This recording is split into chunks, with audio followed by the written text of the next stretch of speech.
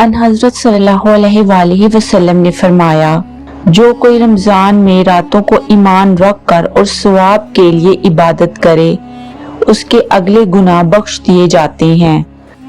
صحیح بخاری حدیث نمبر 37۔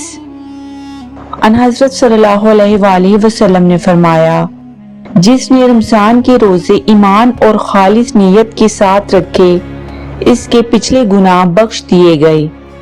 صحیح بخاری حدیث نمبر 38۔ حضور صلی اللہ علیہ وآلہ وسلم نے فرمایا، بے شک دین آسان ہے، اور جو شخص دین میں سختی اختیار کرے گا تو دین اس پر غالب آ جائے گا۔ بس اپنے عمل میں پختگی اختیار کرو اور جہاں تک ممکن ہو میانہ روی برتو اور خوش ہو جاؤ، اور صبح اور دوپہر اور شام اور کسی قدر رات میں عبادت سے مدد حاصل کرو۔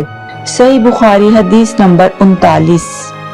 رسول اللہ صلی اللہ علیہ وآلہ وسلم جب مدینہ تشریف لائے تو پہلے اپنے ننیال میں اترے جو انصار تھے، اور وہاں آپ نے 16 یا 17 ماہ بیت المقدس کی طرف منہ کر کے نماز پڑھی، اور آپ کی خواہش تھی کہ آپ کا قبلہ بیت اللہ کی طرف ہو۔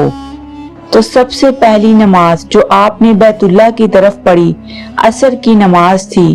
وہاں آپ صلی اللہ علیہ وآلہ وسلم کے ساتھ لوگوں نے بھی نماز پڑھی۔ پھر آپ کے ساتھ نماز پڑھنے والوں میں سے ایک آدمی نکلا تو اس کا مسجد بنی حارثہ کی طرف گزر ہوا، تو وہ لوگ رکوع میں تھے۔ وہ بولا، میں اللہ کی گواہی دیتا ہوں کہ میں نے رسول اللہ صلی اللہ علیہ وآلہ وسلم کے ساتھ مکہ کی طرف منہ کر کے نماز پڑھی ہے۔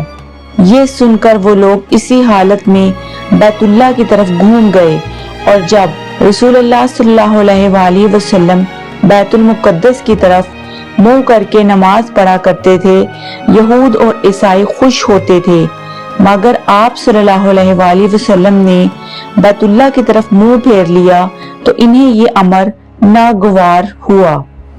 صحیح بخاری حدیث نمبر 40۔